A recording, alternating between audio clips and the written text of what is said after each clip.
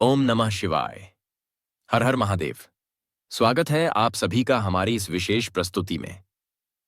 आज हम एक ऐसे विषय पर बात करने जा रहे हैं जो भगवान शिव की आराधना से जुड़ा है और जिस पर सदियों से चर्चा होती आई है। हम सब जानते हैं कि भगवान भोलेनाथ की पूजा में शिवलिंग पर जलाभिषेक यानी जल चढ़ाने का कितना बड़ा महत्व है। एक लोटा शुद्ध जल और सच्ची भक्ति महादेव को प्रसन्न करने के लिए पर्याप्त मानी जाती है। स्त्री हो या पुरुष, हर भक्त अपनी मनोकामनाएं लेकर शिव के द्वार पहुंचता है। लेकिन क्या आप जानते हैं कि हमारी परंपराओं और कुछ आध्यात्मिक मान्यताओं के अनुसार 3 प्रकार की स्त्रियों को कुछ विशेष अवस्थाओं में शिवलिंग पर सीधे जल चढ़ाने से बचने की सलाह दी जाती है? अब आप सोचेंगे कि भला महादेव की पूजा में ऐसा भेदभाव क्यों? भगवान के लिए तो सभी भक्त समान हैं। आपका सोचना बिल्कुल सही है। यह कोई भेदभाव नहीं है, बल्कि इसके पीछे गहरा आध्यात्मिक विज्ञान और कुछ पौराणिक कथाएं छिपी हैं जो हमें पूजा के सही मर्म और ऊर्जा के सही प्रवाह को समझाती हैं। आज का हमारा उद्देश्य किसी को पूजा से रोकना नहीं, बल्कि उस पूजा को और अधिक सार्थक और फलदायी बनाने के रहस्य को उजागर करना है। तो चलिए, अगले 30 मिनटों तक हमारे साथ बने रहिए, क्योंकि आज हम कहानियों और तर्कों के माध्यम से इस गूढ़ विषय की परतों को खोलेंगे और जानेंगे कि वो कौन सी 3 अवस्थाएं हैं और उनके पीछे का सत्य क्या है। पहली अवस्था, जब स्त्री रजस्वला हो।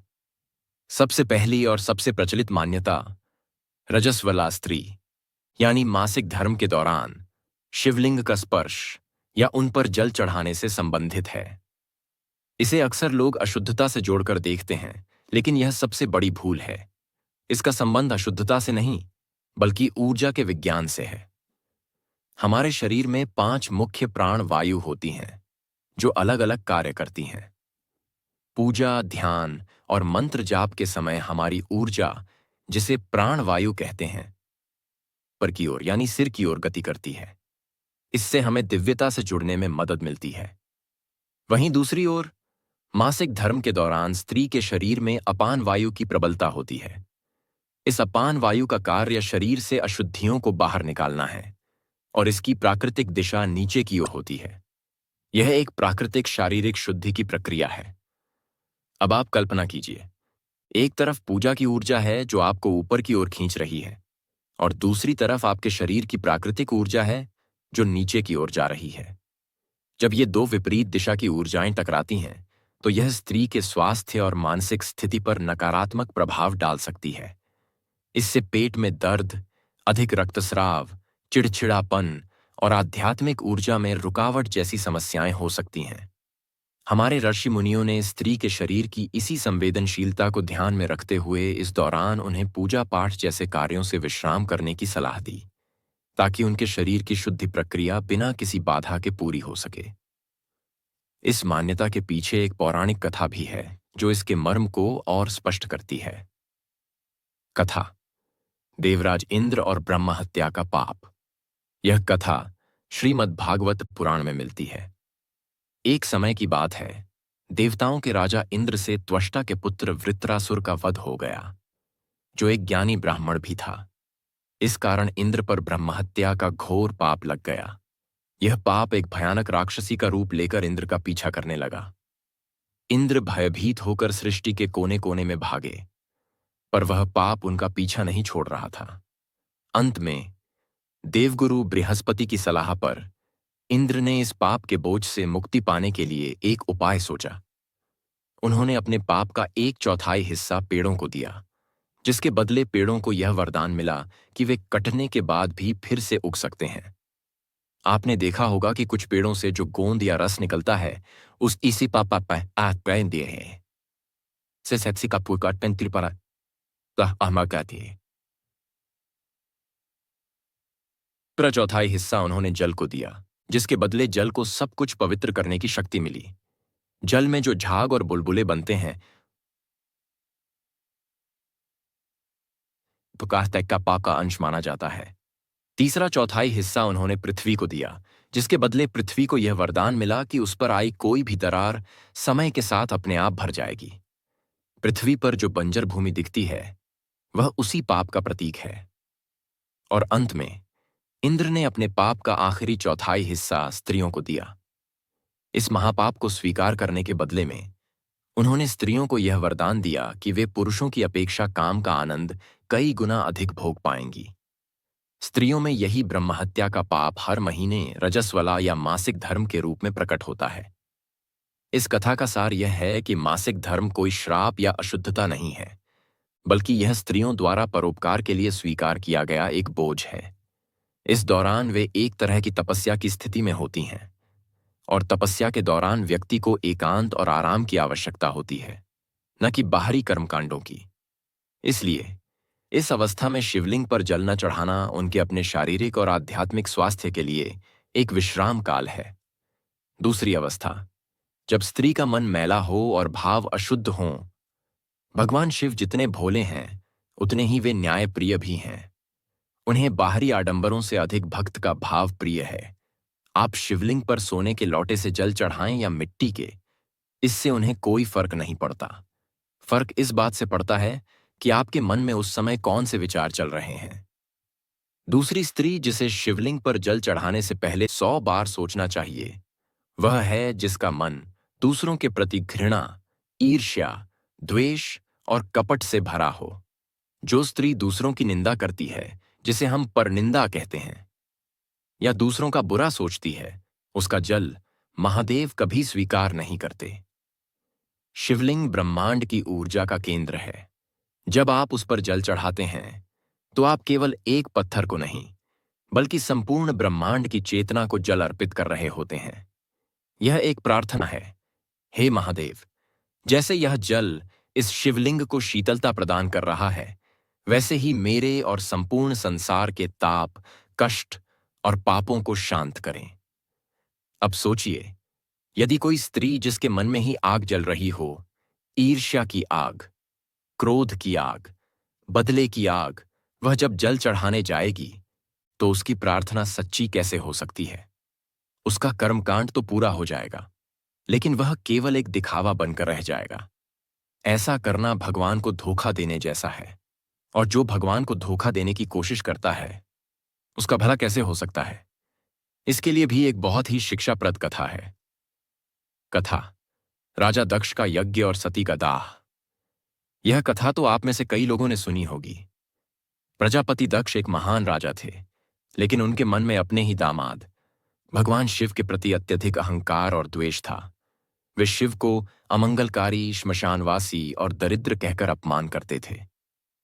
एक बार दक्ष ने कनखल में एक बहुत बड़े यज्ञ का आयोजन किया। उन्होंने सभी देवी देवताओं, मुनियों को बुलाया, लेकिन जानबूझकर अपनी ही बेटी सती और दामाद भगवान शिव को निमंत्रण नहीं भेजा।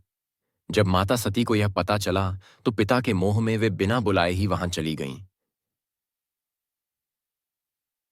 यह सोचकर कि शायद उनके पिता मान जाएं, लेकिन वहां पहुंचकर दक्ष ने न केवल सती का अपमान किया, बल्कि भगवान शिव के लिए भी बहुत कटु और अपमानजनक शब्द कहे। अपने पति का अपमान सती सहन नहीं कर सकीं। उनके मन में अपने पिता के प्रति क्रोध और ग्लानि का भाव इतना प्रबल हो गया कि उन्होंने उसी यज्ञ की अग्नि में कूदकर अपनी देह त्याग दी। इस कथा का गहरा संदेश देखिए। दक्ष यज्ञ कर रहे थे, जो एक पवित्र कार्य है। वे देवताओं को आहुति दे रहे थे, लेकिन उनके मन में क्या था? अहंकार और द्वेष। परिणाम क्या हुआ? यज्ञ सफल होने के बजाय विध्वंस का कारण बना। उनकी अपनी बेटी की मृत्यु हो गई, और भगवान शिव के क्रोध से उत्पन्न हुए वीरभद्र ने उस यज्ञ को पूरी तरह से नष्ट कर दिया। यह कथा हमें सिखाती है कि यदि आपका मन और भाव शुद्ध नहीं है, यदि आपके हृदय में किसी के लिए मैल है, तो आपके द्वारा किया गया बड़े से बड़ा धार्मिक अनुष्ठान भी व्यर्थ और विनाशकारी हो सकता है। इसलिए किसी भी स्त्री या पुरुष को शिवलिंग पर जल चढ़ाने से पहले अपने मन को साफ करना चाहिए। यदि किसी से कोई बैर है तो पहले क्षमा मांगें या क्षमा करें। मन को शांत करें और फिर निर्मल हृदय से महादेव को जल अर्पित करें। वही जल स्वीकार होगा। तीसरी अवस्था, जब स्त्री अविवाहित हो और उसका उद्देश्य गलत हो। तीसरी मान्यता थोड़ी सूक्ष्म है और यह अविवाहित कन्याओं से जुड़ी है। हम सब जानते हैं कि अविवाहित कन्याएं उत्तम वर की प्राप्ति के लिए 16 सोमवार का व्रत रखती हैं और भगवान शिव की पूजा करती हैं। भगवान शिव और माता पार्वती का जोड़ा एक आदर्श गृहस्थ जीवन का प्रतीक है। इसलिए उनकी पूजा करना स्वाभाविक है। लेकिन कुछ परंपराओं के अनुसार अविवाहित कन्याओं को सीधे शिवलिंग का स्पर्श नहीं करना चाहिए। इसके पीछे का भाव समझिए। भगवान शिव का एक रूप गृहस्थ का है, जो वे माता पार्वती के साथ हैं। लेकिन शिवलिंग उनका वैरागी और योगी रूप है। यह उनका परम तपस्वी, ध्यानस्थ, तपथ्यात और निराकार स्वरूप है। जब कोई इस स्वरूप की पूजा करता है तो उसे संसार की मोह माया से ऊपर उठकर पूजा करनी चाहिए। अक्सर देखा जाता है कि कई कन्याएं जब पूजा करती हैं तो उनके मन में किसी खास लड़के का चेहरा होता है जिसे वे पाना चाहती हैं। वे भगवान से प्रार्थना नहीं बल्कि एक तरह का सौदा करती हैं। हे भगवान, मुझे वो लड़का दिला दो तो मैं 16 सोमवार का व्रत करूंगी। उनका ध्यान शिव में नहीं बल्कि संसार के किसी व्यक्ति में अटका होता है। यह एक कामना है और कामना में आसक्ति होती है। भगवान शिव वैराग्य के प्रतीक हैं। उनके योगी स्वरूप के पास सांसारिक आसक्ति लेकर जाना उनकी तपस्या में बाधा डालने जैसा माना जाता है। यह ऐसा ही है जैसे कोई तपस्वी गहरे ध्यान में बैठा हो और आप जाकर उसे सांसारिक बातें सुनाने लगें। इसका यह अर्थ नहीं है कि अविवाहित कन्याएं पूजा नहीं कर सकती। वे बिल्कुल कर सकती हैं, लेकिन उन्हें अपनी प्रार्थना को सही दिशा देनी चाहिए। उन्हें किसी व्यक्ति विशेष को मांगने के बजाय भगवान शिव से यह प्रार्थना करनी चाहिए था, हे महादेव, आप जैसा तपस्वी, धैर्यवान, ज्ञानी और अपनी पत्नी को प्रेम करने वाला पति मेरे भाग्य में भी लिखें। मुझे एक ऐसा जीवन साथी दें जो मेरे लिए शिव समान हो। जब प्रार्थना इस तरह निस्वार्थ और ऊंचे भाव से की जाती है तो वह सीधे स्वीकार होती है। इसमें सौदा नहीं, समर्पण होता है। कथा। माता पार्वती की तपस्या। स्वयं माता पार्वती, जो आदिशक्ति का स्वरूप थीं, उन्हें भी भगवान शिव को पति रूप में पाने के लिए कठोर तपस्या करनी पड़ी थी। वे चाहतीं तो अपनी शक्ति से शिव को पा सकती थीं, लेकिन उन्होंने ऐसा नहीं किया। उन्होंने संसार को एक आदर्श प्रस्तुत किया। जब शिव सती के वियोग में गहरे तप में लीन थे, तब पार्वती ने उन्हें पाने का संकल्प लिया।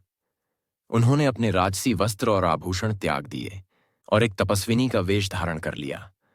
उन्होंने हजारों वर्षों तक कठोर तप किया।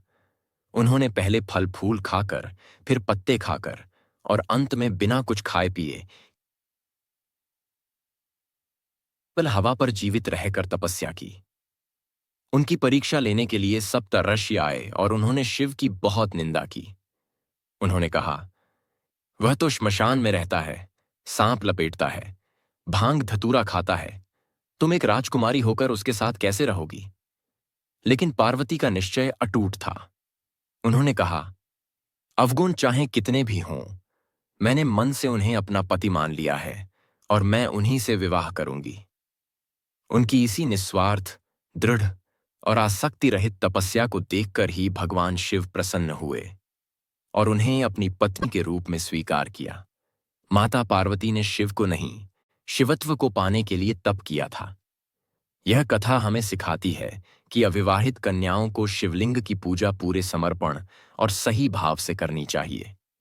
उन्हें शिवलिंग का स्पर्श करते समय मन में किसी सांसारिक व्यक्ति का नहीं, बल्कि शिव के गुणों का ध्यान करना चाहिए। तब उनकी पूजा निश्चित रूप से फलदायी होगी। निष्कर्ष। तो मेरे प्रिय दर्शकों, आज हमने उन 3 अवस्थाओं के बारे में जाना जिनमें स्त्रियों को शिवलिंग पर जल चढ़ाते समय विशेष सावधानी बरतने की सलाह दी जाती है। पहली, रजस्वला की अवस्था, जो अशुद्धता नहीं बल्कि शरीर की एक विशेष ऊर्जा अवस्था है जिसमें आराम की आवश्यकता होती है। दूसरी, जब मन में ईर्ष्या, द्वेष और कपट भरा हो, क्योंकि मैले मन से की गई पूजा कभी स्वीकार नहीं होती। और तीसरी, अविवाहित कन्याओं के लिए, जब उनकी पूजा का उद्देश्य समर्पण नहीं बल्कि किसी सांसारिक व्यक्ति के प्रति आसक्ति हो। अंत में हम यही कहना चाहेंगे कि भगवान शिव की भक्ति का मार्ग किसी के लिए बंद नहीं है। वे करुणा के सागर हैं और एक लोटा जल से भी प्रसन्न हो जाते हैं। ये नियम हमें किसी से रोकने के लिए नहीं बल्कि हमारी भक्ति को और गहरा, सच्चा और शक्तिशाली बनाने के लिए हैं। जब हम इन बातों का ध्यान रखकर शुद्ध हृदय और निर्मल मन से महादेव को याद करते हैं तो हमारी हर प्रार्थना उन तक अवश्य पहुंचती है। हर स्त्री में शक्ति का वास है और जब वह सच्ची श्रद्धा से शिव की शरण में जाती है तो शिव और शक्ति का मिलन होता है, और वही मिलन सृष्टि का आधार है। उम्मीद है आपको हमारी आज की यह प्रस्तुति पसंद आई होगी और इससे आपके ज्ञान में वृद्धि हुई होगी। यदि आपके भी कोई विचार हैं, तो हमें कमेंट्स में अवश्य बताएं। अगली बार फिर मिलेंगे एक नए आध्यात्मिक विषय के साथ। तब तक के लिए आज्ञा दीजिए। हर हर महादेव। ओम नमः शिवाय।